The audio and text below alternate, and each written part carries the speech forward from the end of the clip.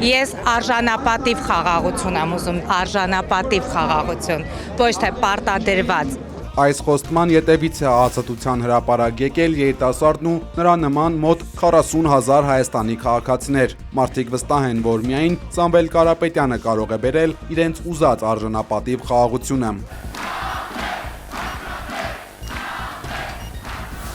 Նաև իրական տնտեսական զարգացում։ Ուժեղ Հայաստան կուսակցության քաղխորհրդի անդամ Նարեկ Կարապետյանը իր ելույթում նկատել է, որ տարիներ շարունակ գործող իշխանությունը ոչ միայն չի իրականացրել տված խոստումները, այլև հետևողական թուլացրել է պետության հիմքերը։ Այսօր ըստ Կարապետյանի Հայաստանը կանգնած է պատմական երկընտրանքի առջև, կամ շարունակել ներկա ընթացքը, որը նա բնորոշել է որպես լճացման ու անապահովության շրջան, կամ գնալ արմատական փոփոխությունների ճանապարհով։ Ասել է՝ հունիսի 7-ին մենք պարզապես քաղաքական ընտրություն չենք անելու, այլ քվեարկելու ենք հանուն երկրի որակական փոփոխության։ Ընտրությունը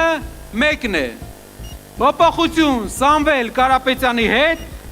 թե լճացում, աղքատություն,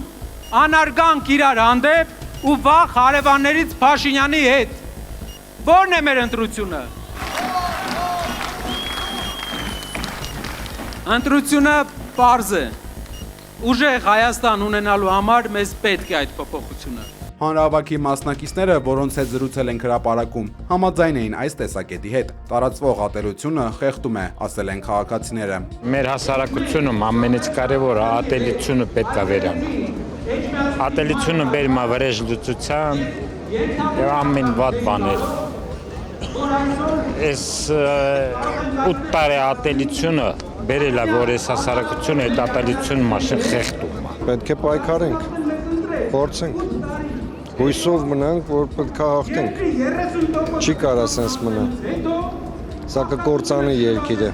Այդ փրկյա իջարե,